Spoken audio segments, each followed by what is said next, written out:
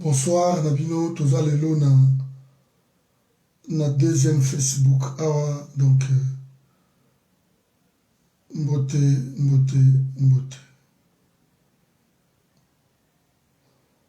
On est ensemble. Nous avons la Pambolabino, place Bozali.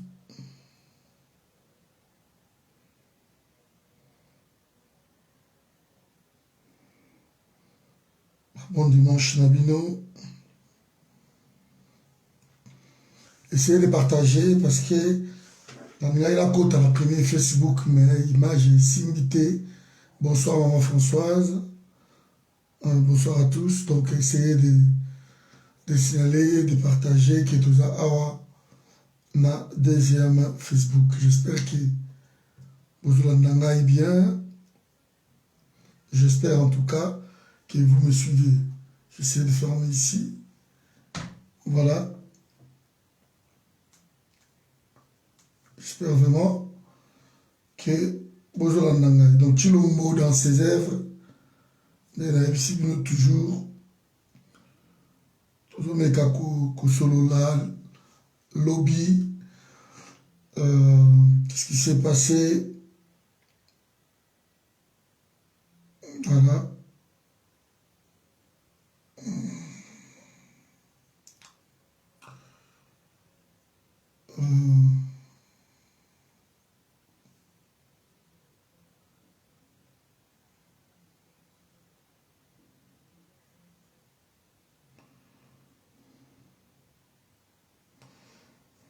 Partagez, bonsoir, Nicolas Emery.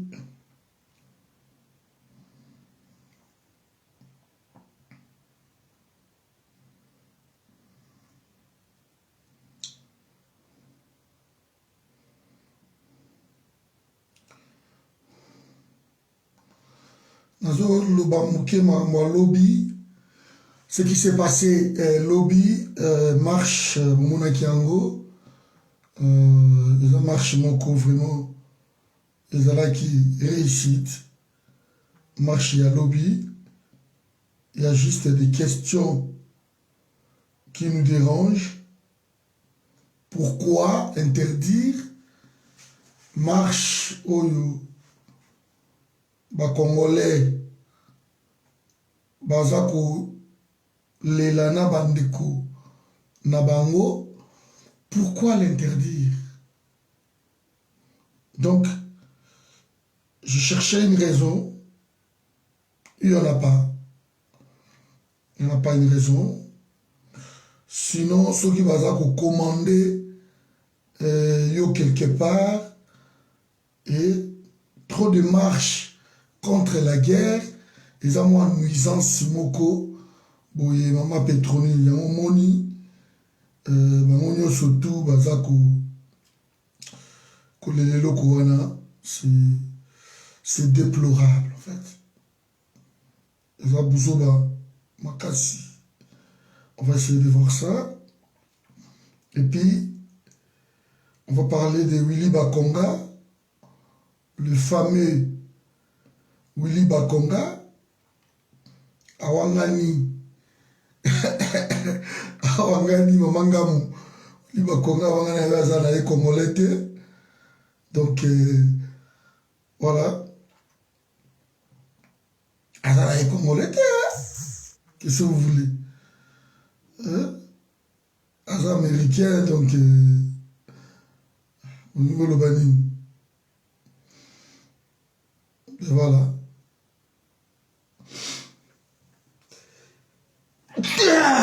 Pardon, Olibissa. Pardon à tous. Prendre le papier. Voilà, j'espère que vous partagez vidéo Nabiso. Je suis content de vous voir tous, de vous revoir comme d'habitude. Bon, monsieur, nous, on est là. Bandegolanga, lobby. Il s'est passé quelque chose d'extraordinaire. Lobby. Donc, toujours dans le lobby, marche au Ilekaki, bonsoir Bouchimanga. Bande Konabiso à Est, depuis ces derniers temps, moi, 20 morobo et Memi Bango, Et les gens, chaque jour, Batou Baza Libanda. Chaque jour, les gens sont debout. Chaque jour. Bazo Lela. Balingi Masolo et Salama. Ils ne veulent plus de la MONUSCO. Balingi Kime Kota. Et bango chaque jour, Batelemi, Bazo Potana, Bazo Senga, Kimiawana, Ezala. Ils ne demandent que ça.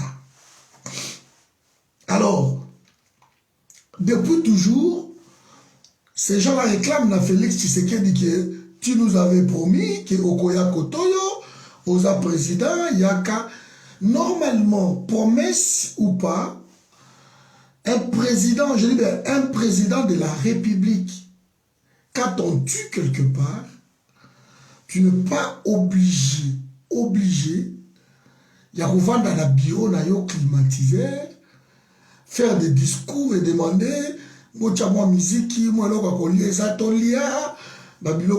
reviendrai sur ce discours tout à l'heure. Alors que le devoir devait t'appeler, place Bandekono Bazokouf.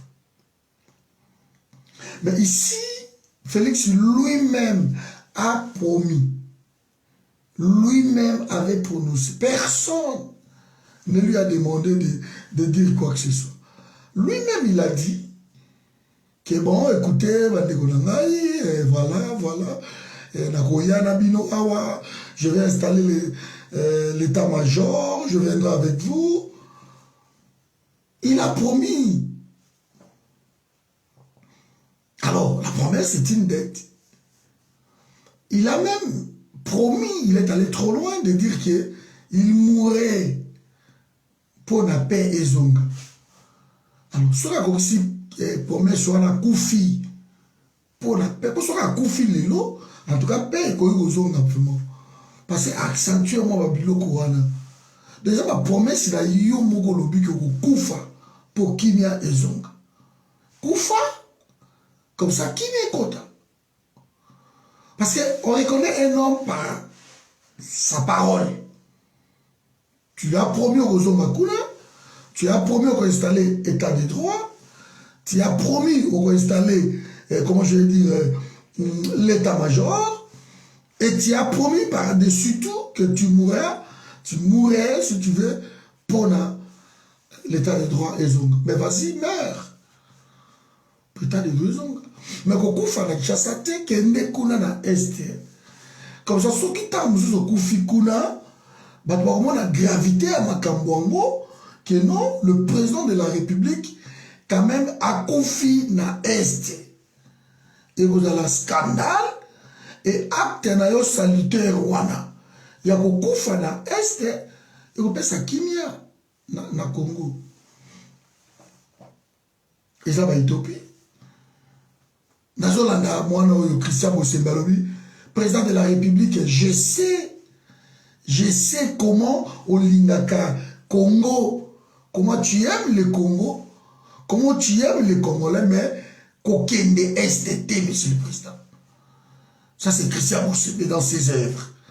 Donc, Christian Bossembé a yebi, Ndenge Félix a Lingaka Congo, mais il exhorte de ne pas y mettre ce pied là-bas. Pourquoi promettre? Ce sont des mots forts. Pourquoi mourir pour la paix? Donc l'homme, quand il fait ses promesses, pour Félix, il n'est pas encore président de la République. Donc pour lui, il est dans sa campagne.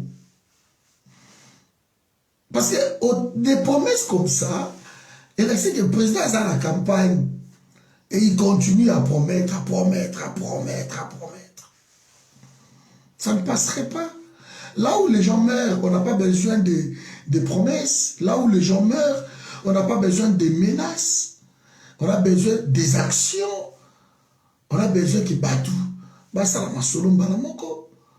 Tu tapes sur la table, tu es le chef de l'État. Tu connais les entourages. Tu connais ceux qui alimentent la guerre. Tu le connais. Tu n'es pas obligé de les menacer. Tu ne peux pas menacer Batou Oyo. yo oyebi bango ke bazo boma na Assemblée nationale bozo yebisa bango ke no bokeba bobima kuna botika makambo na bosala boy. Mais ils ne le feront pas. La justice ne menace pas. La justice arrête. La justice arrête. C'est pour cela, souvenez-vous mes amis, quand j'avais parlé de l'état des droits.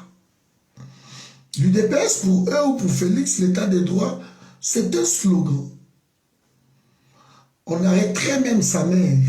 Ce qui a commettre problème, moko, infraction, moko, boy. On va l'arrêter. Mais l'état des droits où Félix a prôné avec Bandegonaïa IDPS, l'état des droits où il y a protéger, IDPS pour protéger Kabound. Tant que Kabound a ibi, Mongo, babeti cop na moyen de Sakombi, a comme ton ba immeuble na Kingabwa, l'état des droits est allé Kabound. Tant que Monique Kitoko a confiné na regeta moi sur la Tilelo, vous n'avez aucune idée. Alors, tango Monique Kitoko a confié na bureau ya Jean-Marc Kabound. On n'a pas mené des enquêtes. Et les cas de côté, on a l'état des droits ferme ses yeux. Alors qu'on a perdu une combattante, une femme forte, qui se battait pour la Basouana, le fils Moukoko, le Geko, tous ces gens, le monde qui va boire ça, bango. Parce que bango, en fait, l'IDPS les a trompés. Et ils se battaient pour de vrai. Et l'IDPS les utilisait, en fait. Et tant que non, ce n'est pas comme ça. C'est trop tard. Monique Akoufi, Geko arrêté. Je connais les petits Geko. Dans le temps, on a limité, sur Chouakin, on a limité. La première est d'Ilandos. Et le petit, il est du limité de ce côté-là. Et il passe tout le temps, Geko. Un grand combattant. Il a été emprisonné à plusieurs fois. Mais lui, il s'est battu. N'a pas fils Moukoko. Il y a un discours.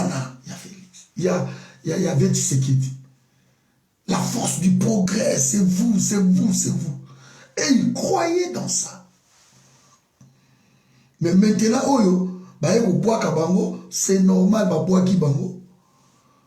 parce que bango ne basawana. Il se retrouver ne le courant. Il ne pouvait pas se retrouver ne le courant. Vous comprenez? En fait, basa dessus. L'état des droits. Docteur Eteni, Aïbi, Mbongo, 10 millions détournés. L'état des droits. Et quand on a la docteur Eteni, l'état des droits a cassé à qui est de l'huile d'épaisse avec Vrino Chibala, a détourné 80 millions en bon pétrole. Il y a Congo, comme étant ministre de l'économie, on a connaissance avec Ebérange Kolongele. Côté on a état des droits et Rota à Bangote. L'état des droits, Rota à Nebatuloka, Babiso Oyo, va récupérer au sali bêtises, l'état des droits parce qu'il a outragé le chef de l'État. Et aujourd'hui, dans son discours, il a reconnu que justice et sali ma preuve na moté.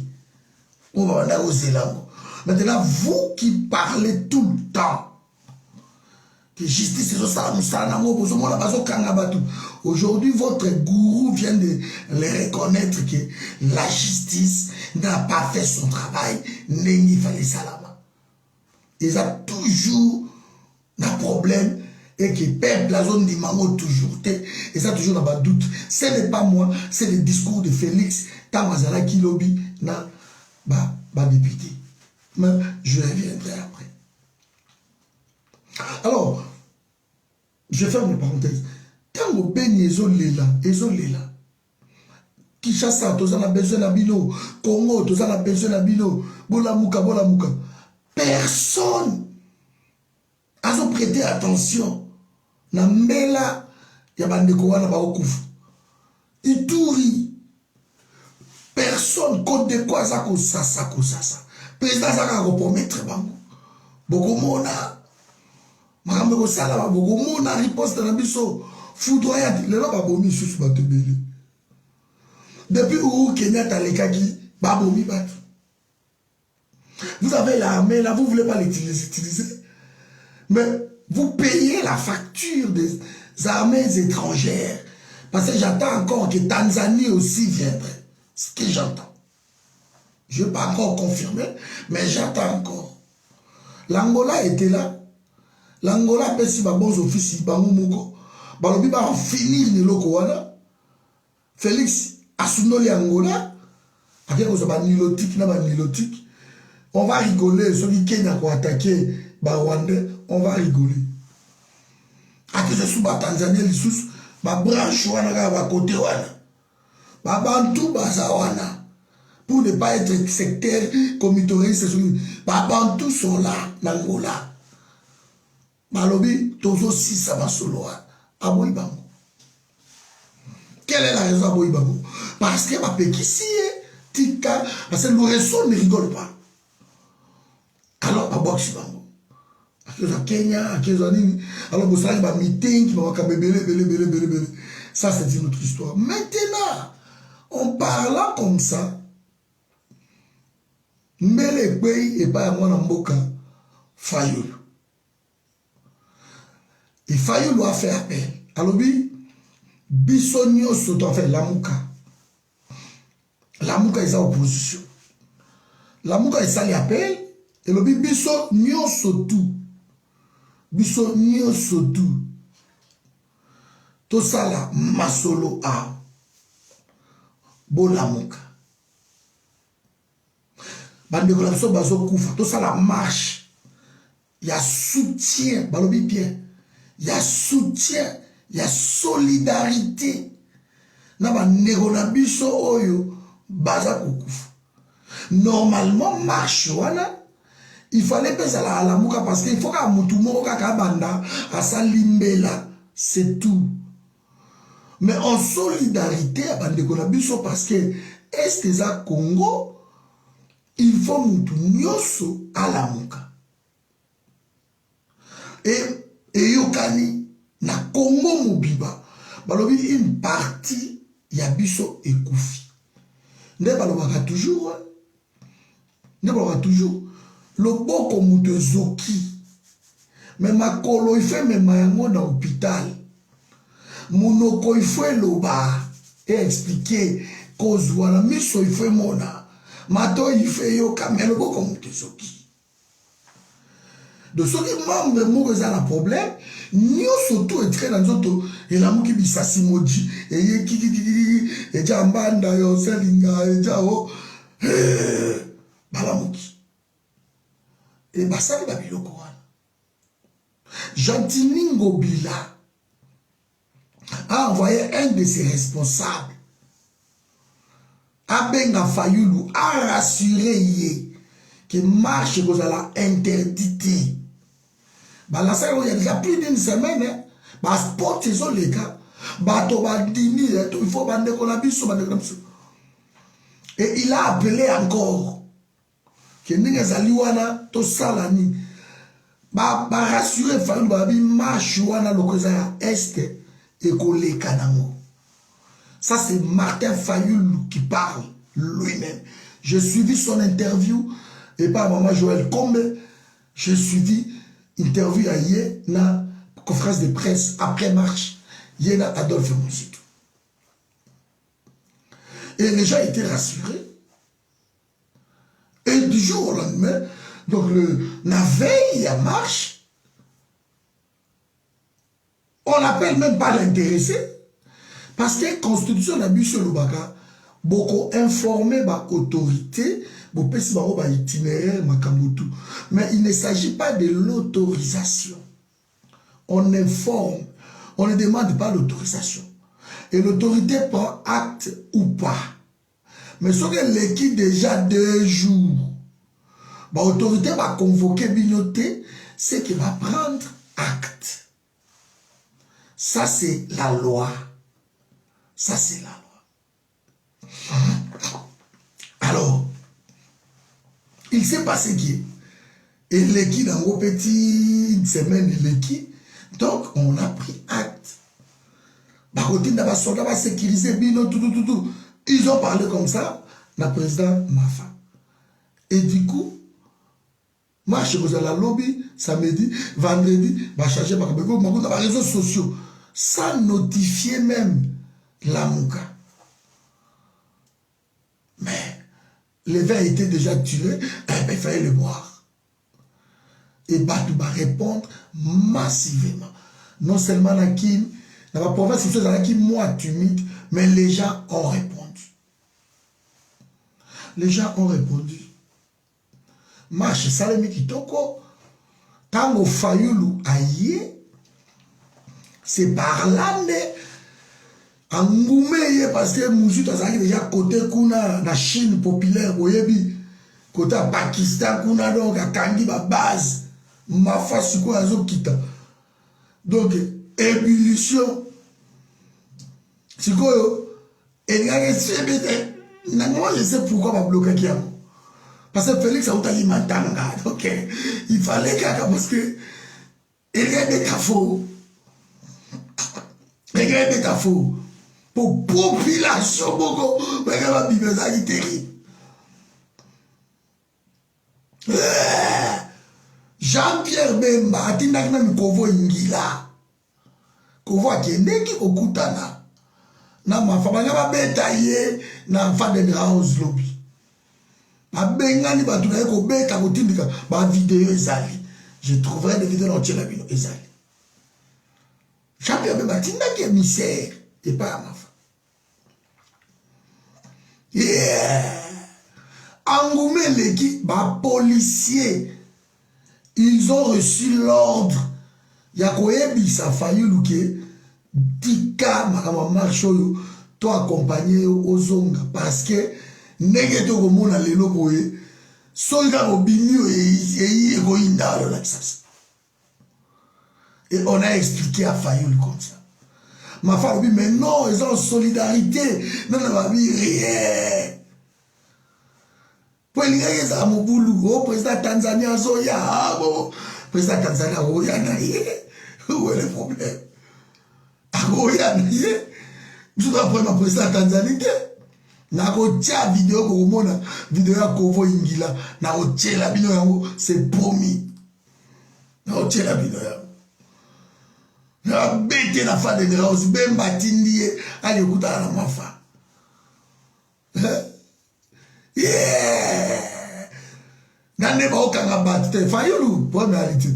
Nande ba okanga bat tande Fayoulou azo kita azo yemo ko fure moulin ko zo batwana. De ba mila bazo pousser mais ba comprendre que ma phase au tomboka mais bon ça va congolais qu'est-ce qui se passe et ba kangi mutu ma fa kiti ça de ba kila aya zumutu ala ya kakabo na tinela zongi mais marche ça réussite ne vous inquiétez pas et ça va signal fort parce que ba katumbi tout consort baloba ki yango très bien ba yango très bien que pour la bango de ma fabrica qui Fayoulou. Donc, démonstration wana, soli ba tika ki yango, Bemba, Katumbi, Pi. Et ba yebi Bemba yebi que chaque fois, so ka yena ki ni tanga yaki, il a fallu ma face à la mela. Ayebi sa bango ke, bokende koyamba mwana mboka, Jean-Pierre Bemba. Bokende koyamba mwana mboka Moïse Katumbi. Et tango ma face à l'imbela ne bato batelemi baki. Qu'on l'aime ou pas, le peuple essaie pas à Fayoulou. Au mata, ok. 2023, Bemba Nani Katumbi, échec total. Boza hors piste, c'est ok. Et indi. C'est que boye au Pékissa. Pourquoi? Ça c'est la question que Batou Bazako s'est posé. Pourquoi beaucoup Pékissa Bandeko ba soutenir Bandeko na bango? Pourquoi beaucoup Pékissa? Pourquoi? Et après le Félix ça va discours moi il y a pas ngaï na matoi mais pourquoi beaucoup Pékissa qui lobby? Parce que Mbafa paie Maïliki. Il faut tout pour l'acheter, mais ils ont Simba Kakate. Pema Eleki. Na ela wana obazuana. Pema Eleki. Bah, au Kokate, est vous voilà rassuré que vous avez Père Plaza avec Ibinou. Guerre wane aussi la caca. Moi, je voulais vous dire aussi que le forum est avec vous. Nous sommes ensemble et nous vous soutenons. Guerre wane aussi là. Les députés, bimi en solidarité, ça a aussi un hémicycle, Bango. Ils ont même refusé. Il y a lui France, l'évacuer. Je ne sais pas si c'est bimi dans zone de lango, mais lui France, journaliste, surtout. C'est Félix, tout, Tchani. Bangotu, babouya kutu, boye bien mobile moko. Bangotu, ba péro loire, tout, parce ba comprendre que kuna et l'horizon souti. Alors, na presse congolaise, bato ba yoka bango mingi, bango wana. Bogo ko kanga bango ko enlever bango ba Israël mutombo, banani tout. De ba comprendre que batou oyo, quatrième force oyo. Ça est sous la félicité. Et ça, c'est un danger. Parce que si vous avez la guerre dans l'église catholique, vous avez la guerre dans la presse, vous avez la guerre dans la mouka peuple au pays. Ici. Pour clore, chapitre 1, Yanini, je voulais rappeler ici, dans la décoyer des pèses, ce qui total électorat, élection à Bisso ya Congo. C'est lui qui a gagné l'Est de la République. Il gagne des élections. C'est aussi simple que ça. Si Mafa a remporté haut la main, élection au l'école, parce que l'Est de la République va voter qui est massivement. Nagoma, Nord, Kivu, Mobimba, va voter qui faillit à 70%. C'est le TV5. La TV5, pardon, qui dit ça. C'est pas moi. C'est la TV5. Parce que tous est fouita qui, ma chiffre. Alors que Vital Kamerhe, dans l'élection où il est kaki, Vital Kamerhe aura 1 million de voix. Nagoma. Mais Mbalo et les kaki oyo, à 70%, va voter qui Martin Fayulu. Donc, si koyo, la situation où ils ont les cas, c'est la 2023. Est la République, c'est la moitié à l'électorat. Et ça, la moitié. Donc, il y a un minute, on a un topo moko vite fait. Sauf qu'il fallait la remporter Est de la République. Kinshasa, c'est déjà la maboko parce que, je vais expliquer pourquoi vous remporter Kinshasa. Base à Kinshasa, c'est la Tchango. Tchango mobimba bango na bango la mukala la muka. Tchango mobimba la mukala la muka. Ya moi quelques bateaux bazana na ba benga ngoni no kacho dino yo. Abattoir. Moi abattoir la peto kongo ba pemenyo ala. Moi bande ko na so mo bazala ka wana mais Tchango mobimba neza ka wana. Ils ont ma femme, ils ont qui les a presque à 20 millions d'habitants. Presque à 20 millions d'habitants. Et sur 20 millions d'habitants, wana, lelo na minute otozolo boy. Tchango yango moko kuna, et rosa tam susu 14 millions d'habitants. Tchango. Donc, ils ont ma bébé. Tchango, ils ont beaucoup déjà ma femme. Le Kini, cette élection, les gars qui m'a fait bêta qui même, Tina ne va pas limiter, Tina va limiter. Nous avons ça dans statistique, oyo, et pas dans la cas vérifiable. Et il y a comme benga vandi, à l'autre temps, d'autres ça va bêtise a été. Chez moi, c'est vérifiable. Donc, l'électorat na Congo se joue à l'est de la République. À l'est. bonjour maman Tété, à l'est de la République. Et ce qui est est, au gagné l'élection en Congo. C'est que Mafa est mobilisé à Mafa. Tout voilà, ils ont incontesté. Kuna na jakanet mai incontesté. C'est que politique il peut oyo Félix au mimi ango lelo na est wana. Ya oko belo masanga ba obo bato. Bozo sundura no bato. Na oyo tu ko leka lobby. Ke ba benisi bato pour la solidarité à est. Boboyi yango. Ke ne sous na est ba voter yo to kota. Okozwa 1% kuna na est.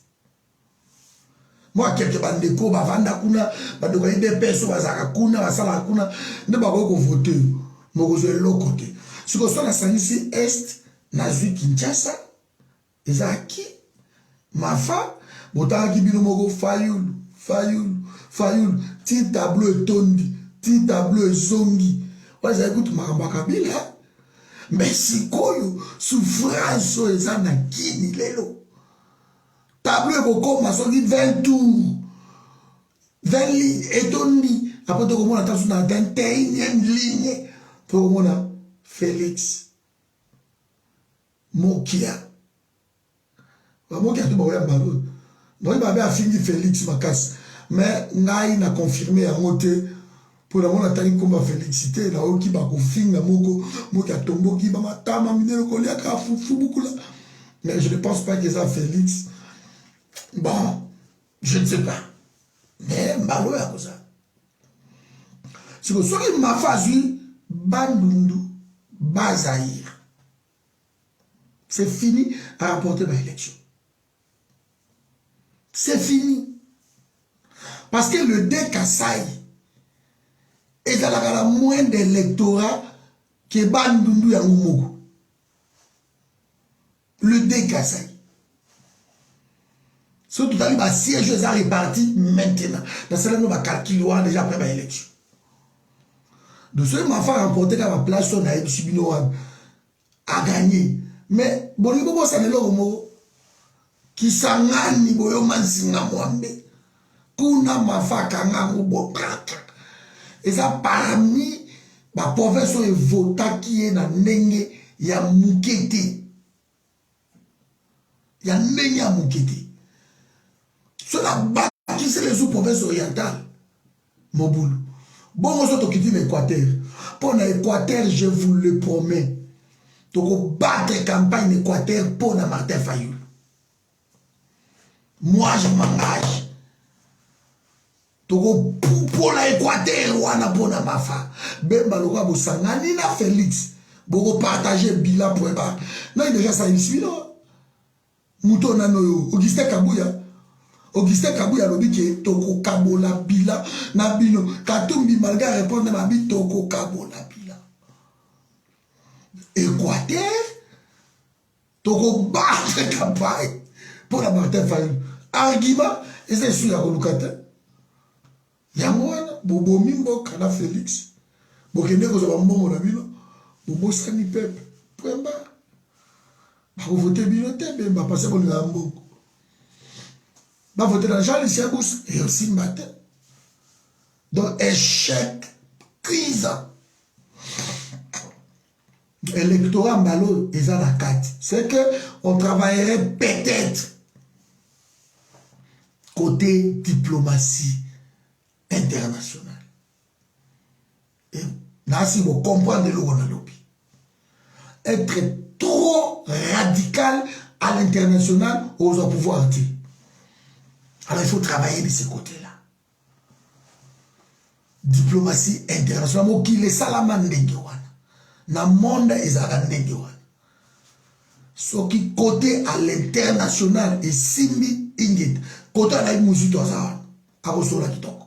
Ce qui est simbi ingit. Ingit.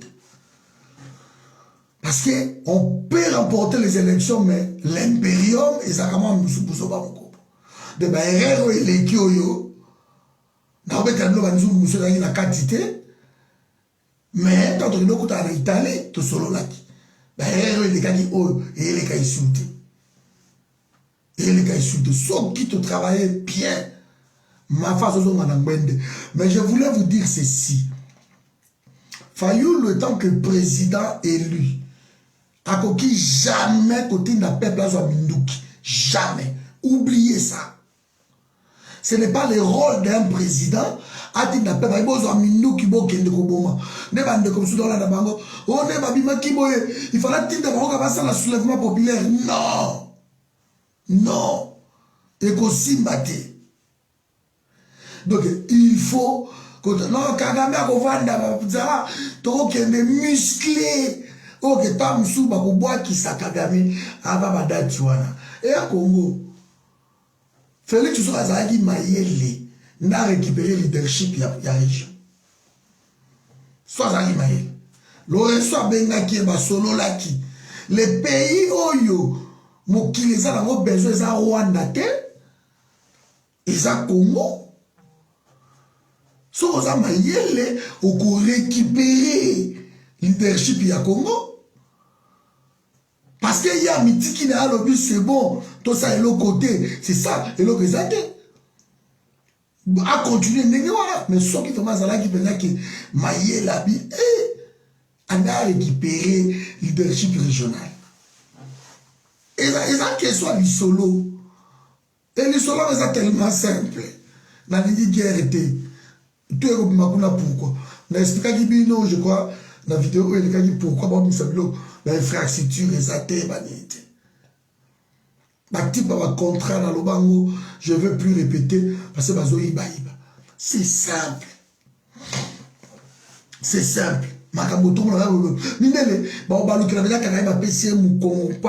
Et même les conditions, bon, écoutez, Moutouana za misil bolo langa yewana na Museveni. Arova ne ba ko Idriss Déby. Pour ba beti Idriss Déby masasi. Ba sniper. Selon moi ba nous les Français ba bomie parce que Idriss Déby a les maquis dans les France a commandé déjà pas ba russe. A commandé l'électorat au katanga gagner qui a mo prouve ce ka zonga qui a ngaba banso mindu ki nae a commandé na ba russe. Pour Poutine aussi batté. Parce que Centrafrique, ce qu'on va français, va perdre. Et comme il y a un côté russe. Alors que quand on a la Tchad, du coup là, Russie par contre déjà, quand on a solo de Salama qui d'ango déjà. Sans remarquer, moi, dans Idriss Déby, quand Macron a yé, alors les Sengo dans Macron, sans vous remarquer, avant il est calme, aïebi. Macron c'est qui ça est à Salani, mais moi, na Idriss Déby aïebi, c'est lui qui vient de tuer son père.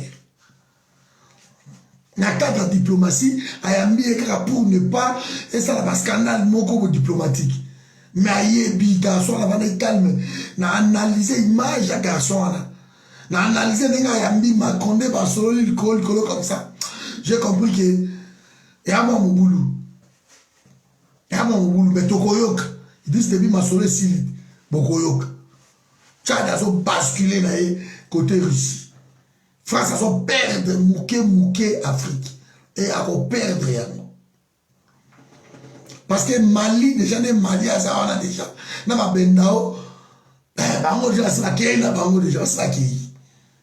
Ba kei na bango. De ba ko perdre mouké. Ba o tika na période ba monela ko Congo Brazza, le la Gabon, le la ni Sénégal, le la mais Côte d'Ivoire, mais ko la na baninga malé. Parce que bien nge makuta longwa kutu déjà na ma France c'est fa a longwa na ko na ma ni. Aza ko kuna ti.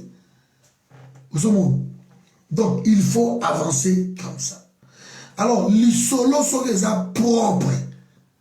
Au gagner l'élection, mais on va veiller cette fois-ci. Le solo va être régosati. Régosati. Ba mongo ba lobaka okina kokitaka. Ba mongo okina kokitaka. Ozui nanu. Ozoboya mezwa nanu simba mono na maboko.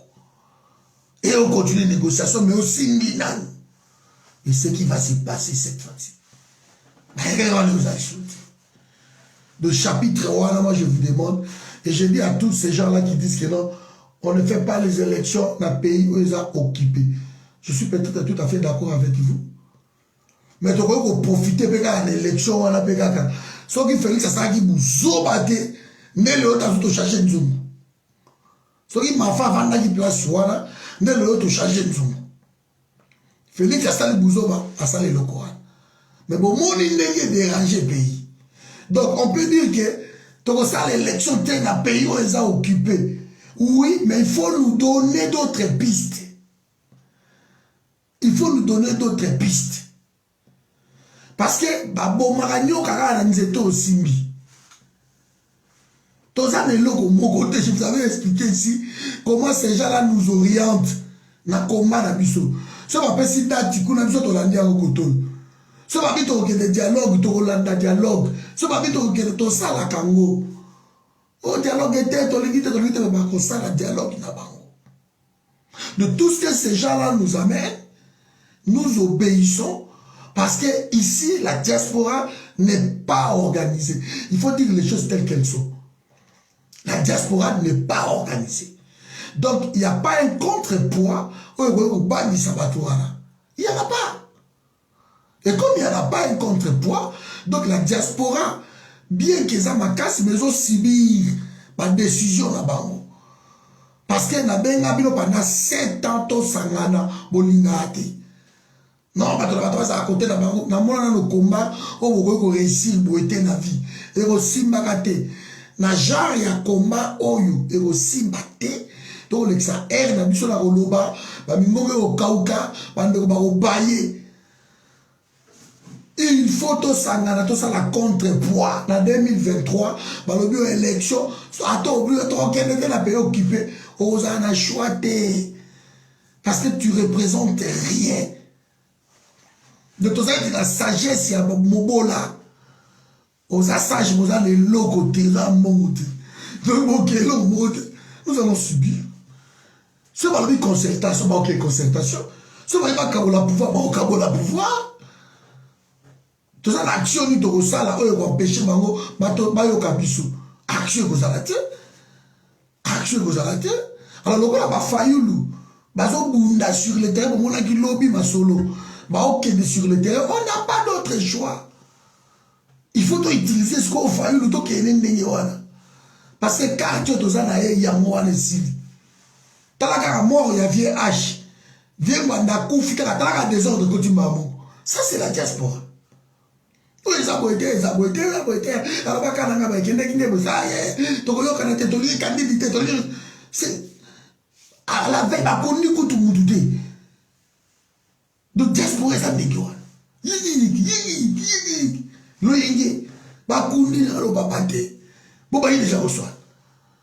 Bon, alors comment les gens vont avoir confiance en vous? Vous n'êtes pas organisé, il faut admettre, on n'est pas organisé. On ne veut pas nous mettre ensemble.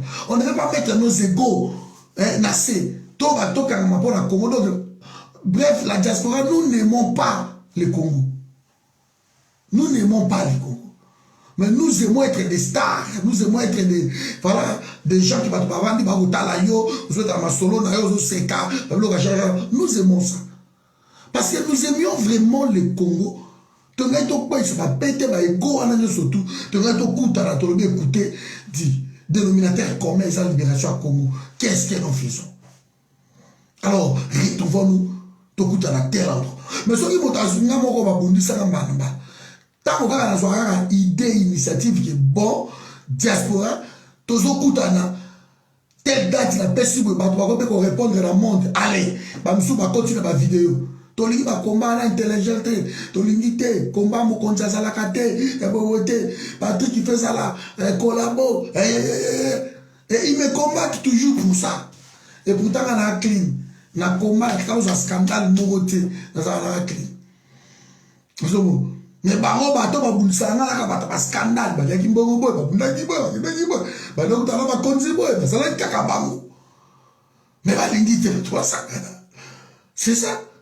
Alors arrêtez de nous amener le discours que oh non, le pays occupé, donc ça la guerre, donc ça l'élection, ça c'est vous qui voyez.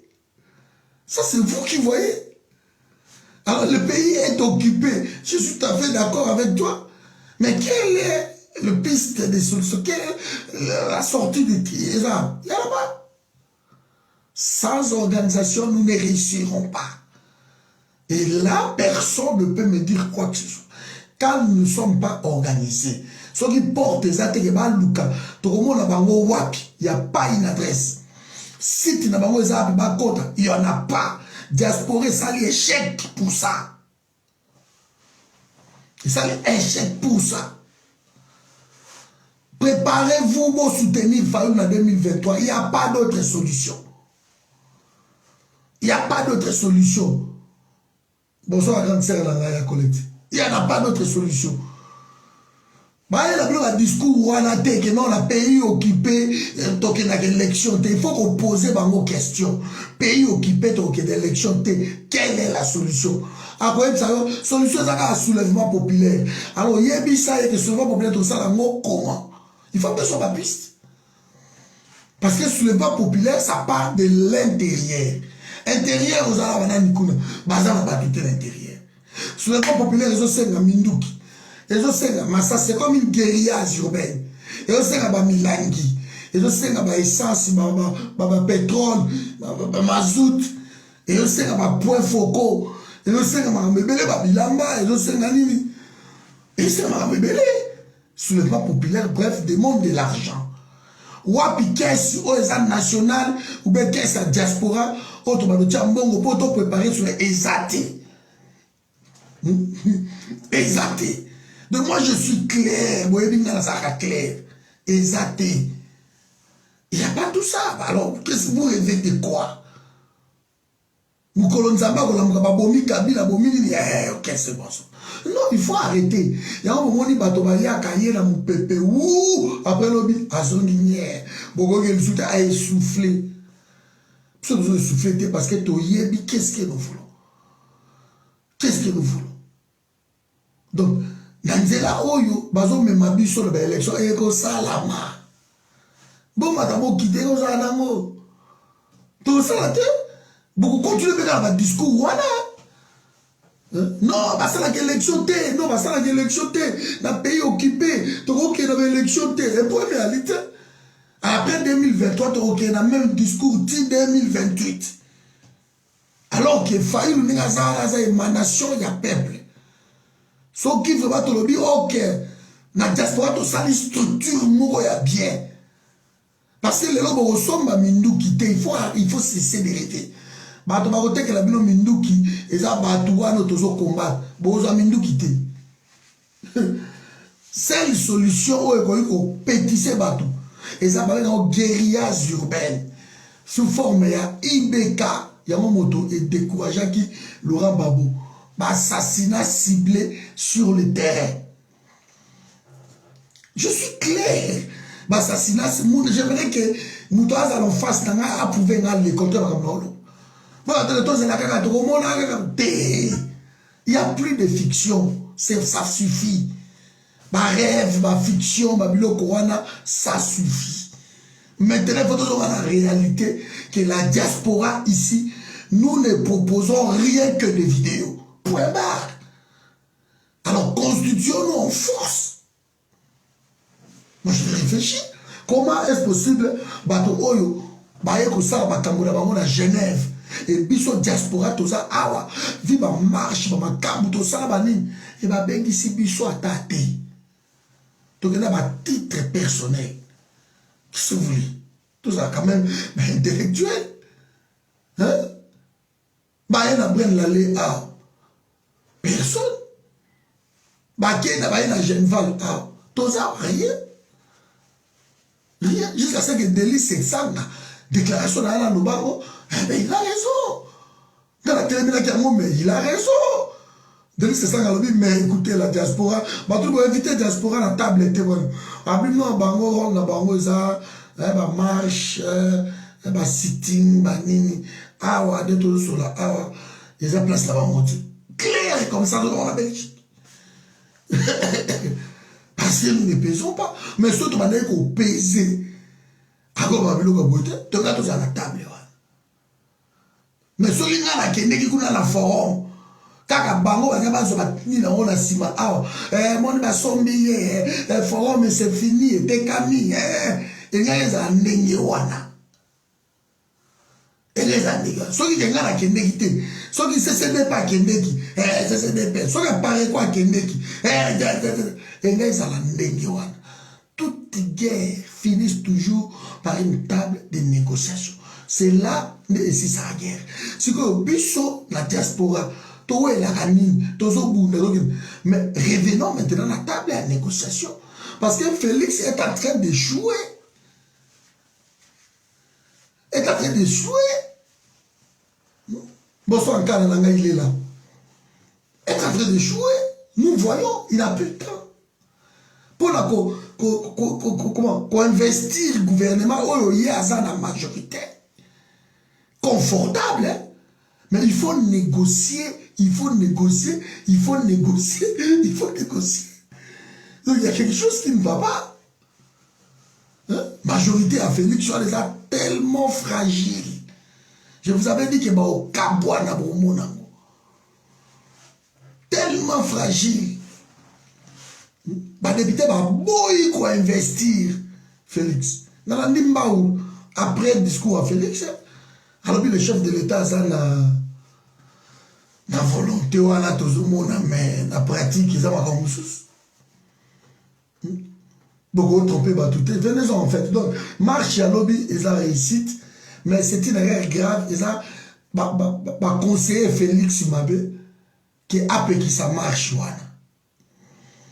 Et le a petit si marche wana à côté ba point à Mabé parce que marche wana ils ont qui non seulement la mouka mais c'est là qui marche qui va congolais lela na bandeko na bango et on a vu bazobeta ba mama na este ba mama ba yé ba mairie ba na bango pe sans armes et bazobeta bango bazobeta ba masasi bozala nini voilà. Donc tout ça ils ont un point à Mabé il a sur la ville les Roland de Konangai autre sur la somme à IDPS il n'était pas d'accord n'est pas ça qui marche. Alors au clair abi non quand je ne suis pas d'accord beaucoup de ça marche wanati que sur la débat tous les lots le autour il y a qui ça les lots on a bateau tout bazar qui passe d'accord ti beaucoup de ça marche on va soutenir votre STT vous ne pouvez pas vous voyez donc ça c'est vraiment Gentini Ngobila ils ont fait pour qu'on nuire Félix comme fidèle na Kabila là alors ils ont fait tout pour nuire encore Félix pour image à Félix il faut s'éternuer et c'est ça les rôles ils sont autour de lui ils ne sont pas avec Félix ils sont là pour le surveiller pour voir pour la pousser et voilà dommage que Kaboul Limbalo va piège et ils ont vu Fayoul. Mais Jean-Pierre Bemba Tindeli Fayoulou Kovo Ingila qui n'a pas de mafa il va bétailler il va pétuer voilà. Donc ça vraiment une bêtise donc ça une bêtise dans le voilà mes amis donc j'appelle pour moi la diaspora tout sangana tout yeba tout ça organiser tout changer makambu na mboka wana. Mais ce qui doit s'organiser, on va rigoler. On va rigoler. Vous allez voir. Deuxième sujet, je voulais parler d'un discours de Félix. Après, je vais terminer par Willy Bakonga Boukam. Je vais parler de Félix Tshisekedi. Ayambi va député Kuna à sa discours na Yohana Landiango presque 15 minutes comme ça. Ndeyazoloba. Alegi ba double nationalité. Je suis sûr que tu as ma double nationalité pour la Maxolo ou Willy Bakonga ou tout ça. Alors, alegi ba double nationalité Salamambango. Donc il va aider Congo à la richesse. Tout le monde s'organiser mieux, tout le monde s'alaboyer pour être. C'est parce que j'ai besoin de ce gouvernement. Tout ça, ils ont un discours beaucoup démagogique. C'est comme si l'homme avait kende na campagne.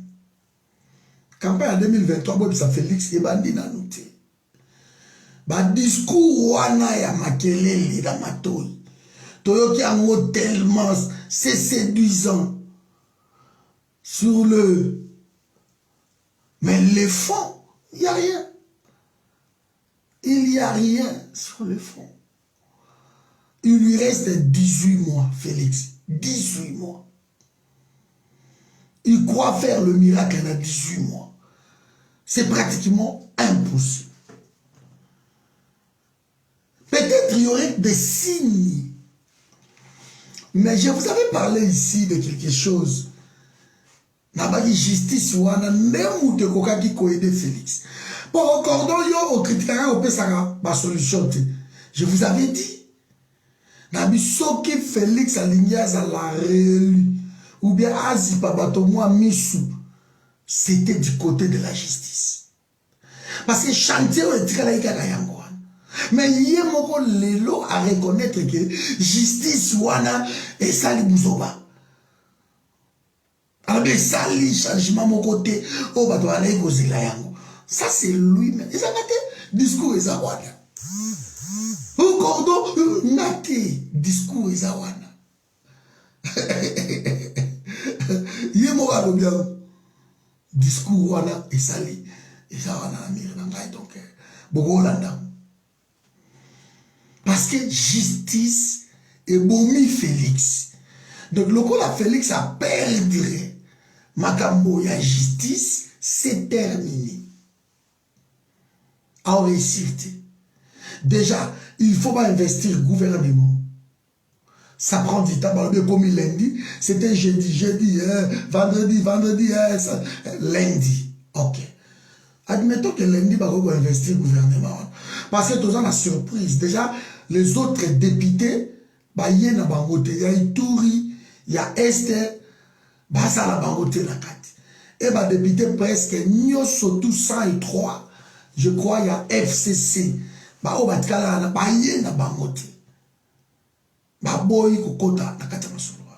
Donc, il y a moins problème d'investiture. À moins qu'il va triquer, comme d'habitude, mais vous allez moi, vous avez mis. Deux, ce qui va investir, il faut maintenant installer les gouvernements. Baza, 56 ministres. Va vous coûter 60 millions de dollars. Je dis bien, il y a frais d'installation seulement. 60 millions de dollars. Il y a frais d'installation. Il y a 56 ministres. C'est beaucoup. Parce que le ministère va séparer même les travaux publics qui n'a infrastructure. C'est une connerie alors les ministères. Va séparer jeunesse, n'a sport, loisir. C'est une connerie alors les ministères. Donc ils ont séparé pour être gonflé. Et il y a un député qui Nasa n'a pas posté sur la promesse que pour je n'en ai plus. Mais tout ça en sorte que la moto se sentir utile. Donc il leur parle de le mandataire public. C'est ce que j'ai compris. Mais parmi les mandataires publics, nous en avons que 52 entreprises, il y a l'État. Alors les députés vont à combien? Au bazar, il y a 381 sur 86. Alors, il faut donner à qui bah, mandataire voilà. Il faut donner à combien? 51 députés. S'il faut partager PDG, PCA, Bousso, nous avons tous les 52. Donc, ça fait combien? Ça fait presque 156 députés encore pour ça, on va PCA. C'est pas normal. Il n'y a pas que Bango, il y a aussi des alliés. Donc, il ne peut pas satisfaire tout le monde. On n'a pas à promettre des choses comme ça. Si vous suivez, il les a promis. Et aussi Mbate. Donc, il y a un problème sérieux de ce côté-là. Et aussi Mbate. Donc, on a besoin, il y a Mbongo d'abord. Comment trouver Mbongo pour la recette à l'État? La recette à l'État, Kabila Motoassimi, entreprise croissance à Congo, endogène, homogène, spéculation, tout est à la Kabila. Ce qu'on a dit, Albert Youma, nous n'en avons rien. Tout ça, on a 5% seulement. Dans ma entreprise autour de la Bissou. Le 95%, tout est à gadget Libanda. Ils ont gagé Libanda. Donc, ils ont besoin d'entreprise dans Bissou. Ba pesa yango comme garantie. Ba devisa bango ba mbongo. Ba mbongo wana kota ba dividende koto. Donc, les commissionnaires et ba multinationales côté en bourse, bangonde, ba lia kambongo à Congo. Et tout ce qui nous reste, c'est les 5% qui est partagé par les Yuma, par les Nemi, par tous ces PDG, tout ça. Donc, les Congo, il ne reste rien. C'est pour cela, vous verrez que Félix est coincé, Azo Kende, Côté Fambongo, Koto, Ken Égypte, soit peut-être Bokene, Éthiopie, Côté Fa, je ne sais pas. Parce qu'il n'y en a pas. Alors, pour satisfaire la présidence, parce que Kabila en avait 450 et quelques, présidence Mobimba Félix a comme si 1180 sur combien Bazakuna. Ce que le salaire n'a pas aussi. On laisse à la koto, 300 bananes, Kamer et Amatsa Bango, salaire. Tous ces conseillers-là touchent le même salaire que ma ministre. Donc, une présidence budgétivore. Bon, c'est pour cela que je continue en réserve. À votre information, dans la minute de tout ça, a moins de 500 millions de dollars, il y a réserve, il y a banque. Moins de 500 millions. Donc, les jours où va causer, que va foutre, Congo, un salaire, Congo est ici, il n'y a plus rien. Pour la montée de temps, et l'eau est parce que nous ne produisons pas. On crée des richesses quand on produit. Alors nous ne produisons pas parce que des sociétés au Anatou et Kena na Babylone na Bisotou. Nous ne produisons rien. Quand vous ne produisez rien, vous ne créerez jamais de richesses. Vous ne créerez pas des emplois. Et quand vous ne créerez pas des emplois, le pays ne marche qu'avec le travail. Et là, ça dit. Les gens ne payent pas des impôts. Et bien voilà. Voilà où nous en sommes aujourd'hui. Est-ce qu'on n'avait pas dit ça? Quel est l'intérêt d'avoir plus de 1000 et quelques conseillers qui ne foutent absolument rien? Quel est l'intérêt? Au Bengi Yoyo, on nomme la francophonie. Il y a Bengile qui n'est pas sanaï. Il y a Ramas Paché. Et tout ça, vous ne contrôlez rien. Quand déjà l'homme ne contrôle pas la présidence de la République, il ne contrôlera pas les Congo. Ce n'est pas étonnant au niveau que tout ça dit. Alors, il peut pas faire des discours. Ils ont passé la mouture à Taliban, point barre. Mais un Congolais averti, on dira qu'il y a une campagne. Ils ont expliqué à député, on a compté sur Bino. C'est n'importe quoi. Comment ils ont la bongo, comment ils ont la richesse. Dans ces pays-là, on peut créer ma plan. Comment? Il n'a pas donné de pistes. Il n'a pas donné de chiffres. Il n'a rien donné. Des discours séduisants, mais le fond, il n'y a rien. Mais c'est que, discours, on a retenu, je crois peut-être que je vais terminer ma vidéo par ici, c'est il y a double nationalité.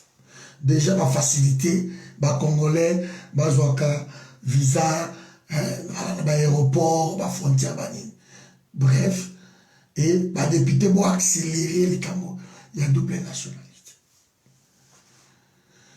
Félix a promis que l'oko wana tango déjà zalaki na masolo. Tango azako na campagne. Les doubles nationalités. Ba pays tout na monde on en profite. Parce que ba pays wana ya monde et yebi pourquoi leur diaspora baza makas. C'est à cause de l'histoire de la double nationalité. La diaspora ça fort contre. Alors, Yabiso, ils ont lié Koloka. Koloka. Donc vous arrivez, vous parlez, mais il ne comprend pas. Il ne comprend absolument rien. Mais le pays est bloqué. Le pays est bloqué. Aujourd'hui, il parle du problème de double nationalité. Pourquoi l'Obiango? Willy Bakonga. Willy Bakonga na Brazzaville, ba extradé été, ba photo on a tout, na les amis j'avais publié, il y a vrai nango. Parce que l'enquête est important. J'ai publié la vraie photo. Bazuka Willy Bakonga, ba tcheye na image à cano rapide. Mais ce que tu côté gauche, il y a un flou. Et c'est là où ça a poussé qu'on fouille vraie photo. Il y a un publié qui na yango na oyalukuta. On travaille. Donc, il faut extrader Yeti. Mais il y a un problème. Un problème. Willy Bakonga est un citoyen américain. C'est un Américain. L'Amérique n'extrade pas ses concitoyens. Il n'extrade pas. Un Américain a connu qu'on samba même pas dans ces pays. Il ne peut pas. Souvenez-vous, la procès à Katoum, parce qu'il y a le Kouta, Bakani, Batipa, par Lewis Balan. Vous avez qui Zobo et Bédek. Zawana, un Américain, où il a commettre problème moko boy na monde à Samba aux États-Unis. Et selon charte des Nations Unies, je crois peut-être, je peux me tromper de l'article 55 ou quelque chose comme ça. Article 50 ou 55. Charte wana epesi pays puissant, local Amérique, a au côté même en France sans résolution des Nations Unies.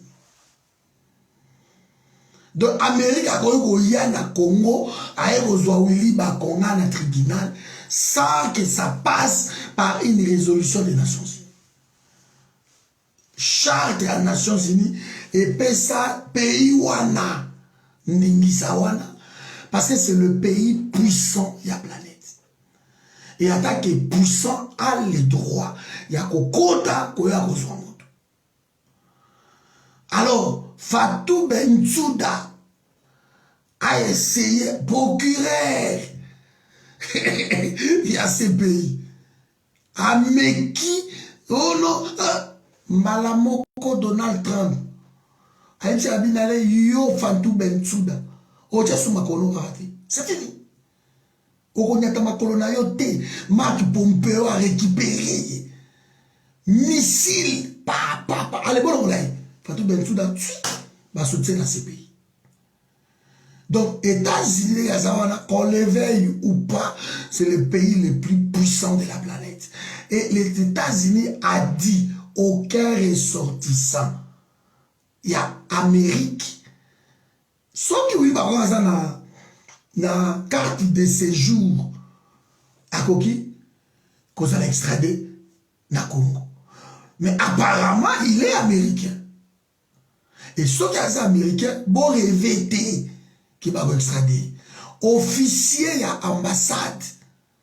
Il y a États-Unis. À Koya, place où il va y a Zuya Kenaya, l'ambassade. Ce qui boboy, que nous avons ça y est, au habillement, on va normal, bah, quoi exfiltrer, bah, fort. Bah, quoi exfiltrer, souvenez-vous, na Congo, ça n'est pas nabiso. Moi, na Moko Boyamouké, la fille avait, je crois, entre 14 à 15 ans, quelque chose comme ça. Batinaka les vacances, c'est pas un Okonaï. C'est une américaine. Tango Masolo et Indi na Kinoan. After la côte. Yay! Bazo Zongisa, ba ressortissant. États-Unis a dit que moi, dans la maman américaine, la savana, il faut Zonga. Avion, je crois, il fait l'avion, il y a France. Et ça là qui piste, Bandegonangai, taxi pour Ekenti. Amérique a bengi. Alors l'avion a ekende te. Et vanda, ils ont ressorti ça la biso. Ils ont dit la Belgique je crois. La Belgique. Abi ekende te vanda wana. Abi osala ni balobi eko kende te. Il fait vanda wana. Je vais en revenir de Pichu pour expliquer pourquoi. Pourquoi un Américain a commis ministre na Congo. Premier ministre na Bino ya Lelo, il est français. Hein? Na Panza et Awa, écrit là un problème même. Il est français. Où est le premier ministre? Je vais expliquer pourquoi. Alors, moi, na il fallait pas accompagner il fallait pas accompagner mais avion à Belgique ils ont été là. Bazui moi na wana baye mais comme ça minaire il fallait pas accompagner moi na wana. Nana konana bon bolenga noko na yohana. Akele tazinga. Bazui noko na yohana yebo pa o visa o nini te tata na minute à l'écota accompagner moi na yo na Amérique. Noko teka yaki boy bazui moi na côte d'avion. Tout américain. Ou Belgique bouton a quitté la Belgique. Non bazala qui na visa tonite camion ya ambassade ya Amérique yeti na taramaki. Et je na moi na noko tu na camion na voiture na bango na ambassade c'est ma allez pas que États-Unis non pas que États-Unis donc oui ba kongane ya sawana so qui a citoyen américain mobile c'est la raison pour laquelle que aujourd'hui vérifier c'est une info vraie Willy Bakonga a renoncé à la citoyenneté congolaise abi azana ye congolais la nationalité congolaise a renoncé nango à garder la nationalité américaine. Donc, côté wana, moi, ma bécoute. Parce que ce qui s'avérait vrai, à Oya qui s'est il y a juste un coup de fil, caca, et pas à Sassou. C'est un citoyen américain, c'est tout. Donc, il faut Azonga Koto.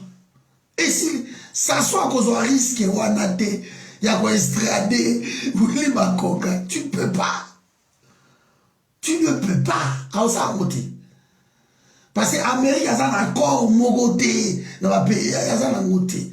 L'Amérique, dans le monde entier, je dis bien dans le monde entier, aucun citoyen américain a jugé dans le tribunal et ça dans les États-Unis.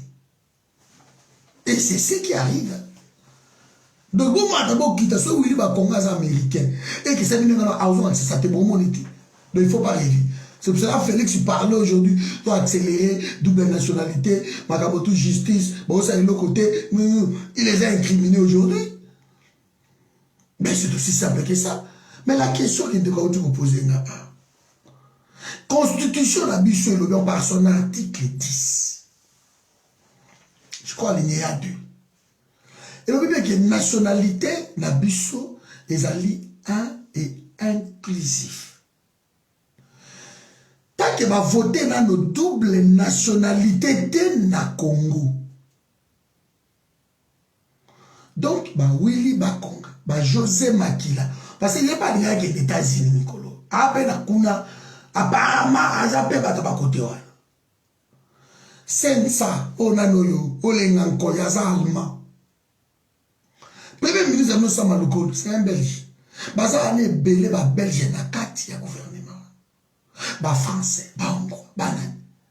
Ces gens-là ont des nationalités ya libanda. Normalement, ba ko zo fonction te na Congo tant que la question de double nationalité n'est pas réglée. Ba Kengo, ba nani tout. Bah, c'est le na Portugal. Alors, je suis portugais. Donc, les gens, sont nargués Congo. Aussi, Bosco Taganda, récupérer comme général na Congo. Il y a eu un député. Un député dans la législation de Oben Minako. C'est un Rwandais. Mais député national na Congo. À quel Rwanda sali bêtise na Rwanda. Kagame akangaye na prison. Ça c'est grave. Akangaye na prison. Ba memiye na nini? Na mboko nini? Obe Minaku a commis lettre. Na Rwanda que c'est un député congolais couvert par son immunité parlementaire, tout, bon libéré. Kagame va commettre lettre. Lui que c'est un citoyen rwandais. Il a commis une bêtise ici avant à la prison. Et c'était avant dans la prison dit assisi peine comme rwandais. Mais tant que zongi dans le Congo, va réhabiliter en tant que député congolais. Et il est député congolais. Donc c'est au Congo qu'on rigole avec la nationalité. Et ça Congo. Ok, nationalité, et ça carte de séjour, et ça passeport. Donc on ne rigole pas avec ça. Alors tous ces gens-là, comme ma belge, ma français, anglais, c'est pas ma british, canadien même. Alors c'est pour cela ma résidence na bango, et ça la mboka na bango. Et quand tu le travailles na Congo, tout les autres Libanda, parce que c'est là-bas qu'ils déclarent leurs impôts, c'est là-bas qu'ils vivent. Donc ils travaillent au Congo comme étant des expatriés. C'est aussi simple que ça. Donc, Congo, ce qui vous règle, parce que la diaspora, ils ont, comment je veux dire, ils ont une richesse pour le pays. Mais comment ils ont aidé la diaspora? Et l'unité de la diaspora, la mission s'épanouir. Parce que cette loi-là a bloqué une partie à développement à Congo. Mais côté ma condité, côté Bakonzi, bango la loi wana intéressant bango de Henri Mova sont des Belges. Baza ba Belge, ba français, ba ngwa ba. Oh ba tondi na ba musique là sur l'angwa. Et il dilapide l'argent du pays comme ça. Mbongos depuis Makarana. Oh baza ba congolais, boza la droit au Kénité. Voilà pourquoi ba ka bokola ba wili ba Konga. Ba ka bokola ba Joseph Makila soka bimi. Baka loka ba mova so ayebi mbongo pa meka ba okataka braza so ba katika braza pa ba komi pour déclarer ba moko na ambassade ba OK to katisi to za c'est tout. Moi je le fais na Cameroun. Tant on a commis na Cameroun, na commis na Douala na Kiti et là ba liboso na Salaki na luki ambassade so na de gouvernement na Bona prison na quartier mo za vers New Bell na Douala. Là ngo Bona prison. So comme quand on rond-point rond-point salle de fête. Non, salle de fête c'est ça na quoi. Rond-point il y a pharmacie, il y a bonne prison. Na New Bell. Na quelle ambassade d'abord? Na commis bonjour boni na so on a yé na ça au vandi wapi. Na pesi ba adresse na na vandi, na aqua telle place. Ba noter ba pesi na numéro mo. Ba le au cas où tu appelles. Et au vandi on soko niveau déplacé. On a l'adresse musu tu appelles, tu signales que la l'adresse telle. Biso souvent ba congolais to néglige rango, mais c'est très important il faut le faire. Tant on a comme na Burundi, je fais pareil. Na Burundi na quelle ambassade qui a déclaré. Je fais pareil dans l'ambassade de la France, je déclaré pareil. Donc, bango pede bazana so ba yibi ba mbongo la bango. Ayibi mbongo tant oiseau katisa a commis na Brazza ou na pays moko. La première des choses pour être protégé, c'est d'appeler son ambassade. Que Naza Siko na sol Brazza pa Congo na Kiti na sol na bango pa et bakanginga mbala moko na ambassade nous surtout officier azalaka wana officier ambassade azali diplomatique azali ce bakangi yobu yesikoyo ako déclencher diplomatie ako yebisa ambassadeur ou bien consulat qui est là il y a un citoyen américain citoyen français belge akatisa comme na Brazza mais il est retenu quelque part. Je vous l'ai dit mes amis. Peut-être qu'il y a des belés au coup de déjà. Ils sont organisés comme ça dans les citoyens là-bas. bakoya wana bakomi wana yango moni makambo oyo ebandaki koleka ya covid ya bitumba wana na nini mpona eteni makambo wana ese calme à cause de ça parce que parmi bato bakomaki kobunda kuna na aéroport ezali bato ba nationalité ayebi kazobunda na aéroport likola 45 wana koumisa bato banini bokende bango nil part ozomona oyo baa bacongolais bozoya mwa kobanga totika tofuta kaka mais bato bayebeki lokola ngai soki nakiti naofuta te naofuta te okende nil part ozomona ti babimisi ndambu bino bobima bo batikala bafuti et bado créer problème leloko wana jusqu'à ce que bayokalima ngo parce que bokanga bango te bootondisa bafrançais babelge banani tout oyo parce que baa d'origine congolaise ekosimba te po epai na biso le double nationalité ne pas appliqué et ça c'est grave leloko wana ils ont freiné le pays voilà pourquoi Willy Bakonga d'après les infos il a renoncé na masolo na ye kaza na ye congolais te et soit kaza na ye congolais kaza américain boko funde wapi parce que l'article 10 de la constitution est clair que la nationalité congolaise est inclusive c'est fini et au na ngomi balete il faut pona yesu ko aponi na ye ke kaza na citoyen américain et dans la convention il y a monde il y a Nations Unies c'est l'homme Amérique citoyen américain ça bisaka ye libanda te et ça question il faut yo moko pona so comme lobi na renoncer na la nationalité américaine ça c'est autre chose mais so lobi oza américain bako informer ambassade na bako ozwa yo bako ozwa yo de ta Willy Bakonga même so aza na kini lelo je donne l'exemple so aza na ça par méga dans un kini et qui a déclaré qu'il est citoyen américain. Bon, on a un mascarade, on a un gauche, droite, tu vois. Ma caméra, va venir pas congolais. Bon, congolais, Burundo, congolais. Bon, alors, congolais. Mais sur une caméra, ça qui est américain, on a la bolondote. On a la bolondote. On a bimisaï. Et c'est la plupart. Il y a un dossier où ils ont ma cala. Au PDG, au ministre, au contact, à Bimi Lobby, au Batake, parce que l'ambassade na Bango, ils ont des nationalités. L'ambassade na Bango, ils ont déclenché Babilo Kouana. Donc, c'est la Kanye, bon, c'est le ministre Abini. Ah, mais Abini n'est pas qu'un dossier. Mais côté la baso, bon, Bayango, Boyo Kateke, ministre Congo, la Bakanaki, député wana PDG wana mais azaka une belge azaka une bon donc la loi est hypocrite de ce côté-là et ça n'aide pas le pays. Il faut déclarer tout, il y en a même pas au Congolais pas un visa, ça sert à rien. On est Congolais, pour part tu ne prends pas les visas, tu rentres chez toi. Le double nationalité existe et tu rentres chez toi. Tu es chez toi. Donc Félix aujourd'hui, il parle de tout ça. Dans la campagne d'ailleurs, campagne, mais c'est une connerie donc. Aoussa la ngote to yebi, batola bazawana bana tawana te, mais de l'effort baluka mbongo.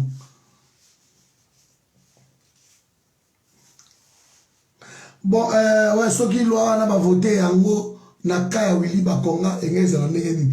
Mais Naka Willy Bakonga, et Nezala na cadre qu'il y a soit Azana sol congolais. Parce qu'on peut renoncer à sa nationalité. On peut renoncer à sa nationalité. Donc, Willy Bakonga, na kawana, soki loi wana zaki na Congo, Congo a koki kobunda siko na États-Unis, que non, en tant que citoyen congolais, il faut zonga koto. Et États-Unis, pas global, non, c'est un citoyen américain, a ressemble à la Congo te. Et voilà ce qu'on va diplomatie au pays. Tu as vu une diplomatie dans le biso. Tu n'as même pas un ambassadeur rwandais. Donc, c'est ça. On s'en battait. Même dans le Congo. Donc, va voter dans nos lois. Et qu'on permettre. Et puis, c'est même pas question à la loi, on va voter peut-être pas la constitution. Tu peux à Tchad. Moi, nous, à mon maréchal, on arrive à suspendre la constitution, c'est tout. C'est tout. Il n'y a même pas. Ma institution, tout n'a pas ici à moi, aller où? Constitution, bouton, la constitution, c'est tout. C'est tout. Il n'y a pas cherché midi à 14h.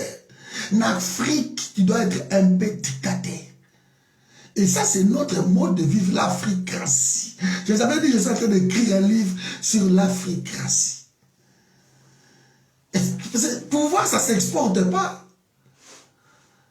Que non, vous votez les lots, vous avez la majorité d'Abino, et que les députés, les gens qui sakana le président de la République, ils vont investir, les députés menacent. Eh bien, c'est fini. Les secrétaires généraux viennent. Point barre. Point barre, on dissout tout. Ça, c'est un président qui ose. Bon, il n'y a pas de problème. Quand on va l'unité, bon, on dissout. On dissout. Il peut dissoudre. Il dissout. Pouah. Et si. Ok. Il y a aujourd'hui, problème à Félix, c'est Moko, le peuple. Comme Félix n'a pas la légitimité, et il est conscient qu'il n'a pas la légitimité, il y a peuple. Donc, moyen à oser Babiloko à la tête, peut-être le peuple a accompagné. C'est juste ça le problème. Mais ce qui Félix, a la légitimité de Fayoul. Pour avoir la légitimité, et le président Moutou Makas a compté l'amour au peuple après ça qui est l'élection. Donc, ce qui fait que nous avons place sur la députée au sein de la Zachary Aloban. Zachary Aloban, Fayoul le président. Bongo yo Ilunkamba, premier ministre, le président, n'a aussi signé la unité. Kalamba. Ne va se pas le Kalamba. Vous avez parce que quelque part, voilà mes amis. Donc, je crois que j'ai été clair aujourd'hui. Je demande à la diaspora congolaise de s'organiser. Je ne cesserai de le dire. Tant que Toko s'organise à Kati, nous allons subir la loi Yabatouana Nako. Félix a parlé encore quelque chose, n'a rien à voir vite. Ça déjà combien de minutes ça? En 53 minutes. Donc on a encore un peu quelques minutes. Félix a parlé de quelque chose aujourd'hui. En fait, à ABC, Guli, Bosembe, tout consort, les journalistes, wana, Makelele, wana, Babiloko, wana, tout. Bolanda bangote. Élection Kozala.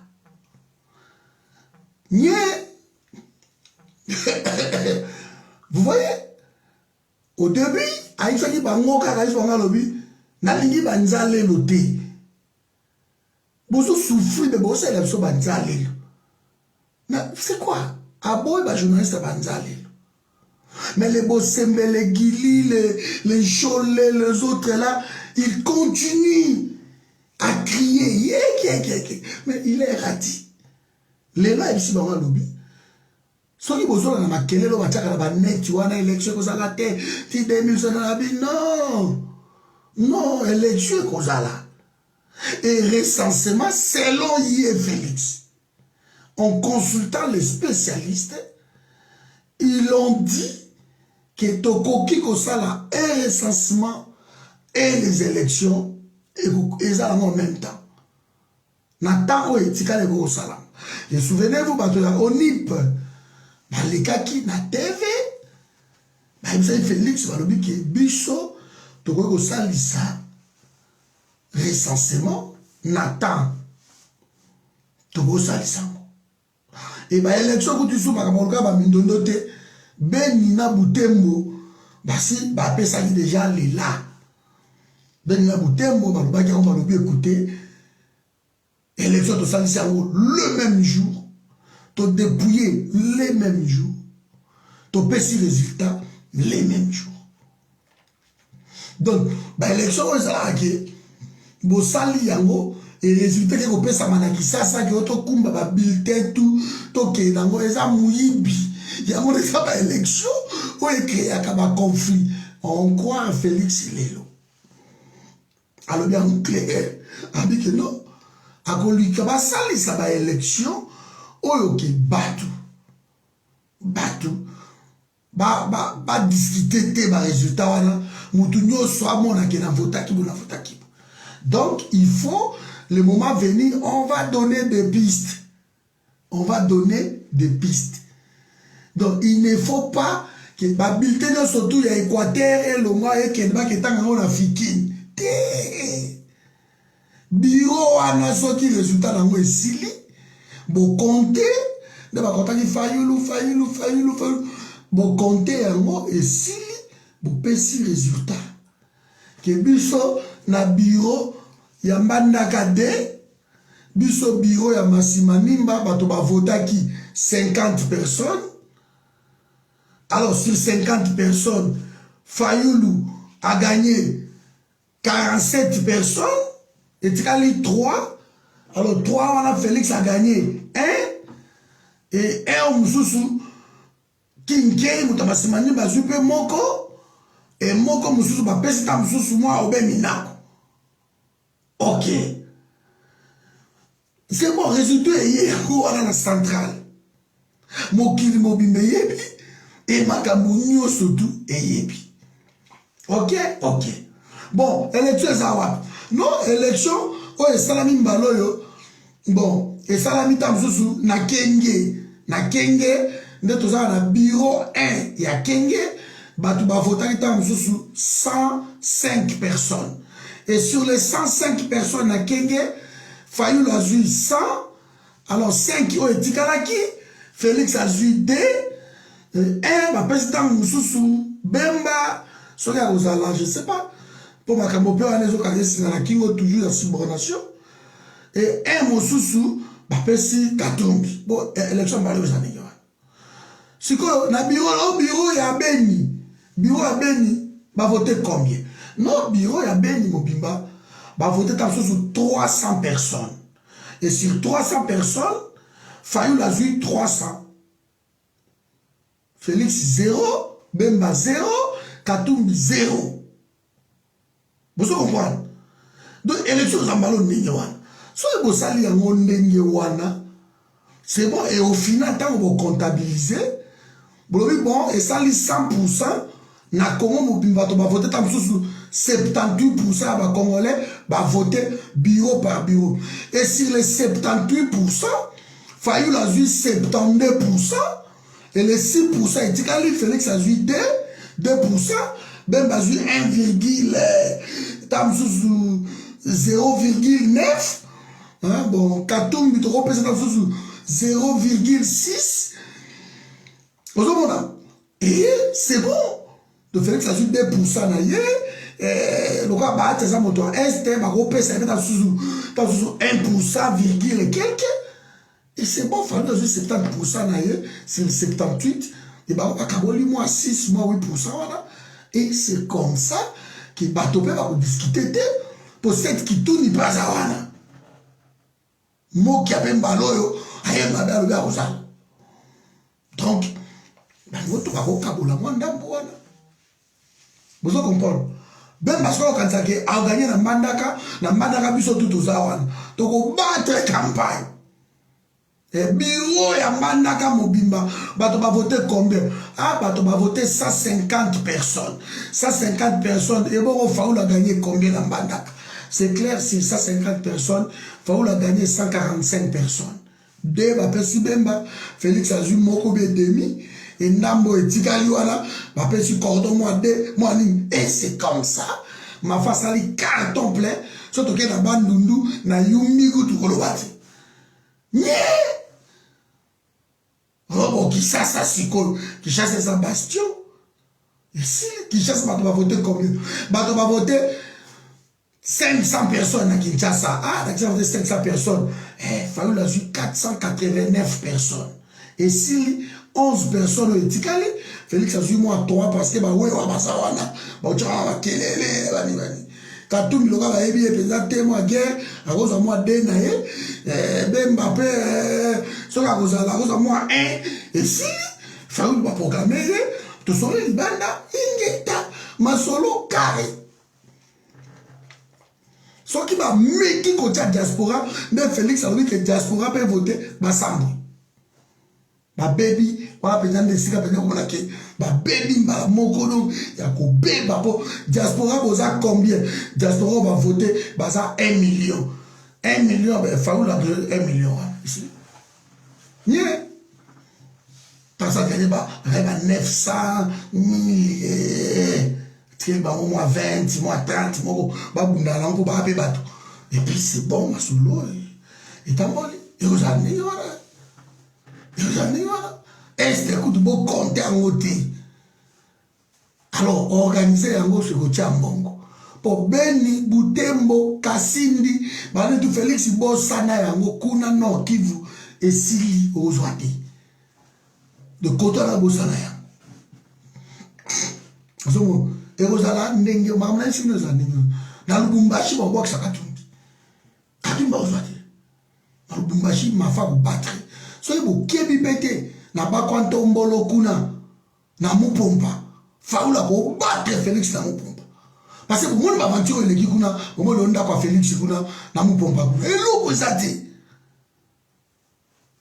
bakouze na ye kuna bakomi kobele la me bakeko tukali ake bilanga na ye azoni bazobela babi aya awa ndaku yango ekoza komona awa eloko te nini te balakisi classe ya bakontombolo bomoni bino moko classe ya bakontombolo na ndele bato babandi na se banini village ya chef de l'état bomoni yango bino moko bomoni 2 ans quelque akomi kosa école te de kuna Fayoula kobatre na bakontombolo tam sou moi 5 moka bakolo bon asape mwana mboka to voter kaka mais so ba 100% kuna voilà kozwa ba bon akopesa tam sous ba 70% na Kasai parce que Kasai ba on avait l'autre côté donc na kanda wana tout voilà bouche manga boko kita boko battre campagne na Kasai pour na mafa.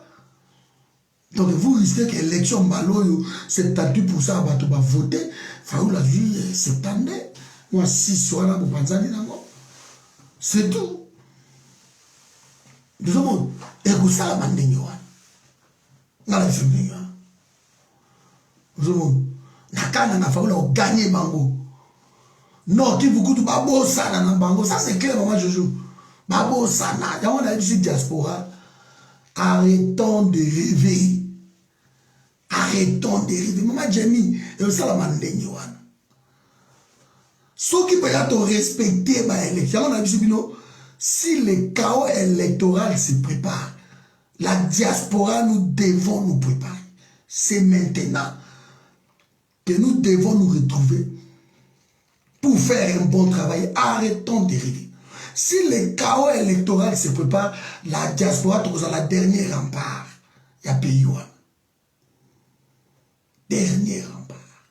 Pour Félix, on suit le côté. Il y a déjà gouvernement na yoana, on a battu au Balimasani. Ba Congo, tu tigas na yo, tu papa Roger. Ba Congo, d'après ma calcul na ngai, na ba Congo, ba kozala 107 votants.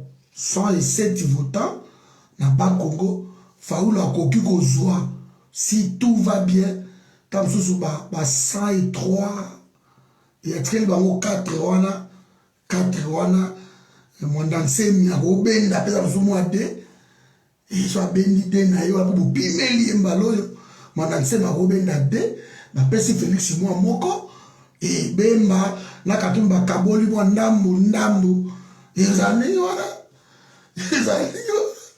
so botuli na province so on peut savoir nos province par province na kisangani kutu ko mekate. Ça n'a pas de communiquer. Bah, on m'a pas eu tout, il m'a bloqué, et aussi, m'a shooté. Merci, Mali. Le Mafa a Kangi, Congo, ici. C'est pour cela que nous devons continuer. Moi, j'en appelle à la diaspora de travailler.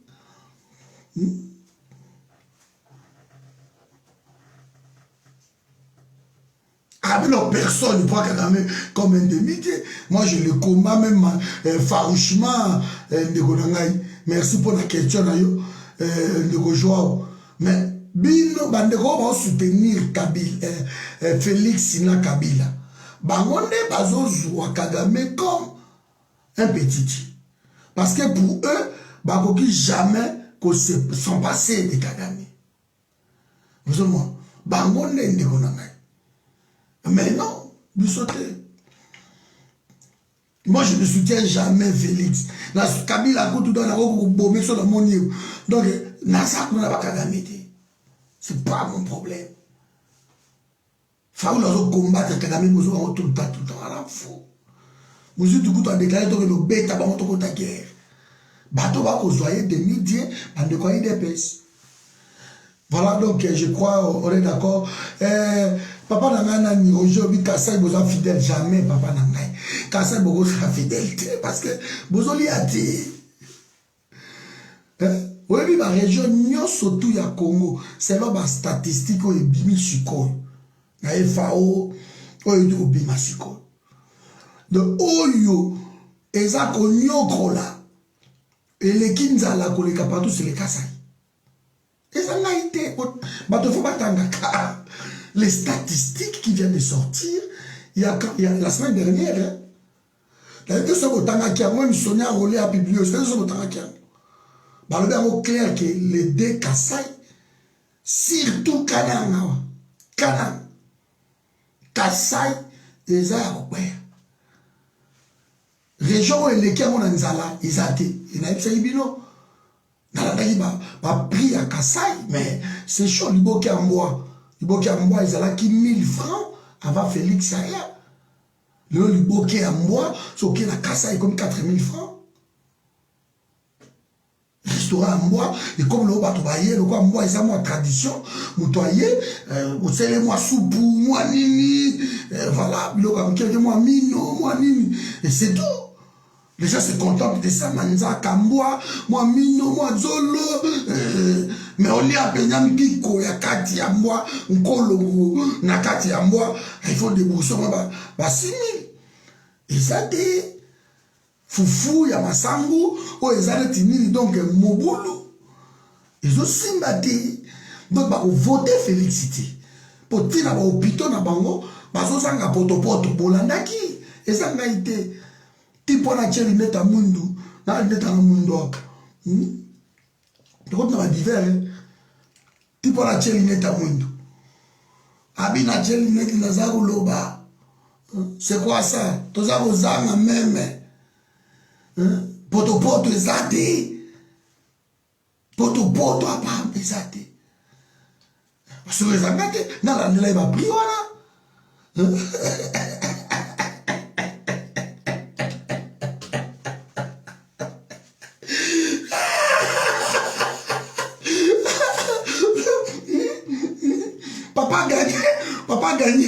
a gagné Bindo, mais à Bossalinda Koudae, ça c'est Félix.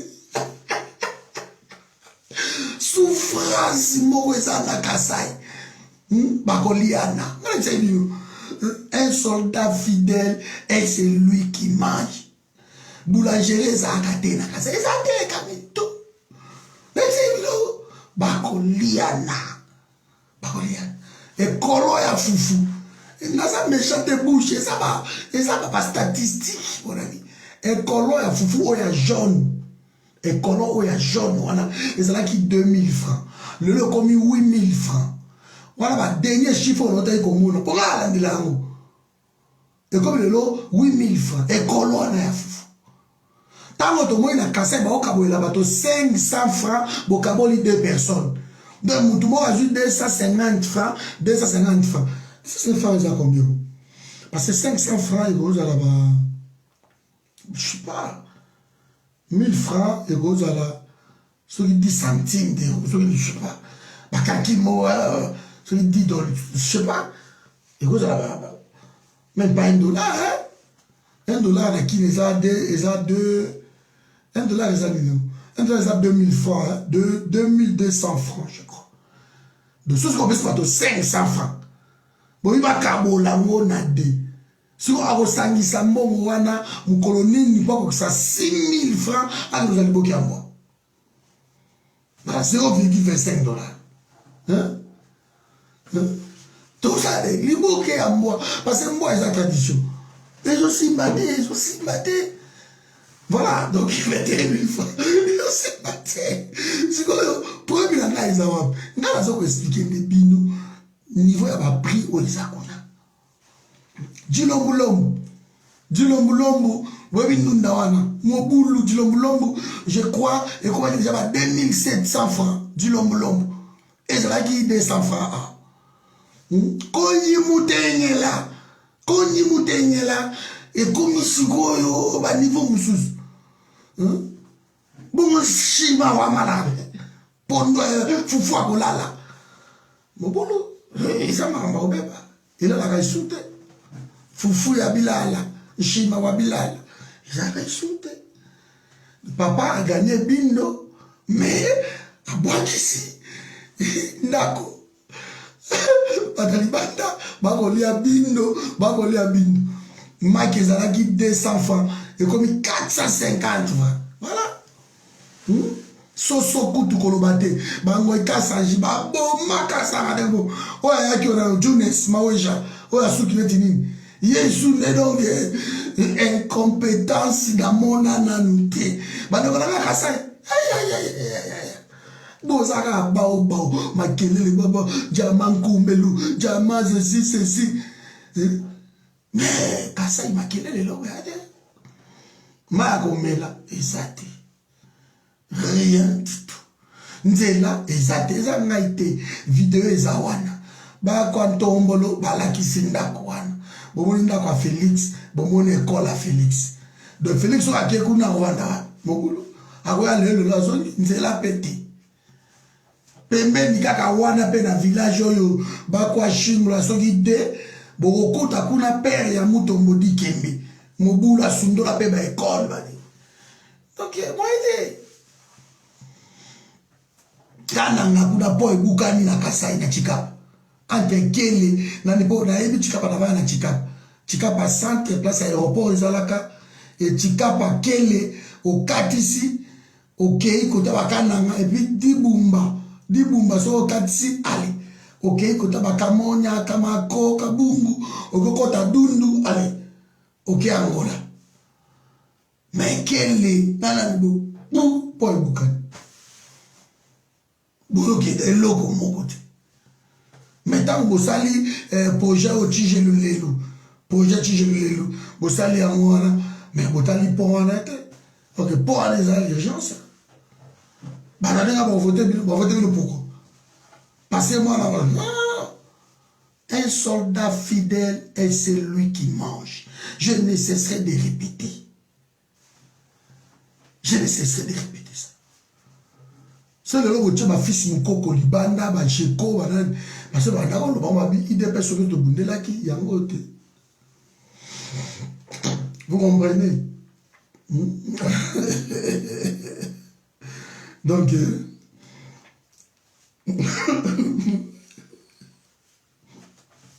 ah merci Ndeko Pichou. Maman Sonia Meli, Aléli, mais elle a fait guébrir, bangoto, baléli n'a nous bien été. Baléli n'a noté. C'est la minute que j'ai invité dans le kata. Ah, ton équipe. Bon, dans 2 minutes au coup. Baléli n'a noté, maman Sonia Mbeli, Baléli n'a noté. Basela. Parce que tu as mon espoir, on a ça mal au compte. Pourquoi vous l'avez dit? Vous avez dit que les députés vont investir le gouvernement. Nous avons souvenu sur la vidéo. Bouche Chimangaloba.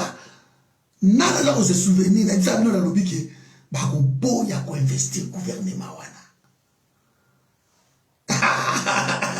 Vision. Parce que tu es baki.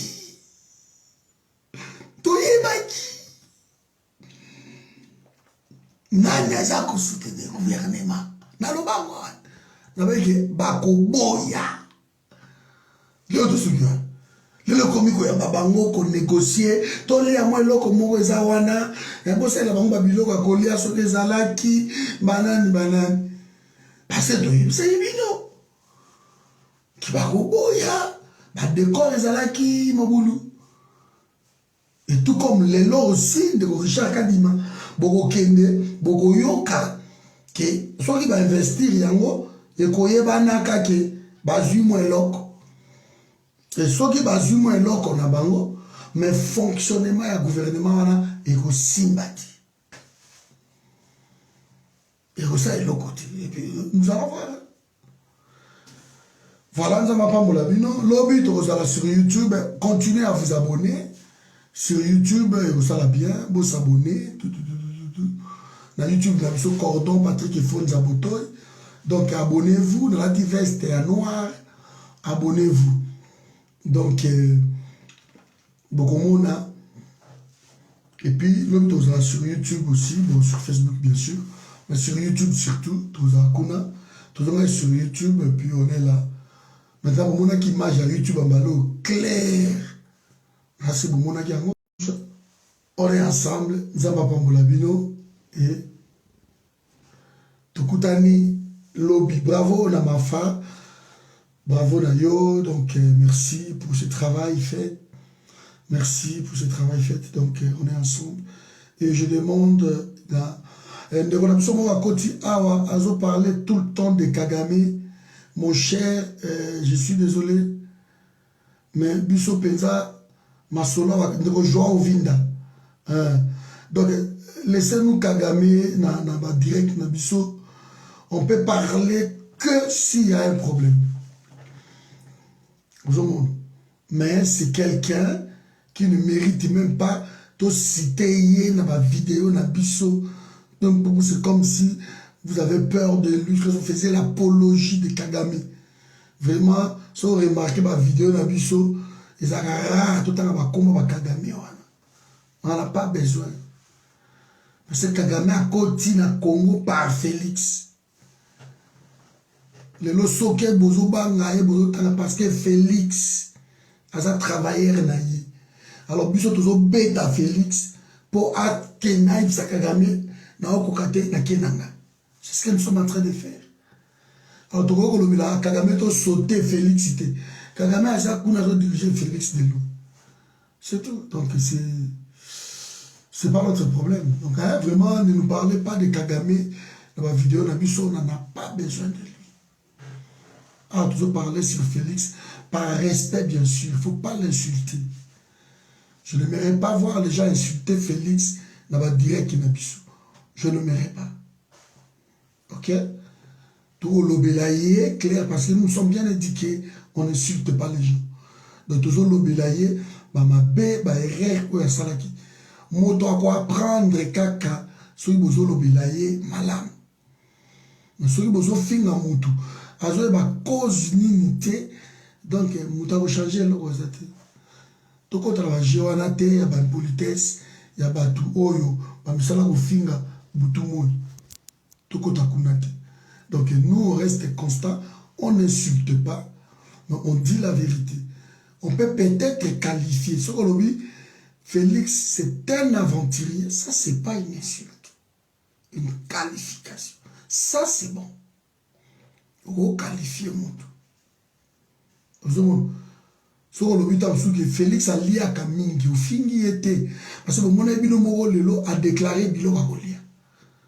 Assisi discours à l'obi bon, bah ça la biso moi lo quoi, là qui tolia. Donc il mange beaucoup. Sauf que tu manges beaucoup, au fingi était, il mange beaucoup. Vous comprenez? De Nabilo quoi. Sauf l'obi qui nyake ou sa rwandaise, au fingi nyake ou te. Elle est rwandaise.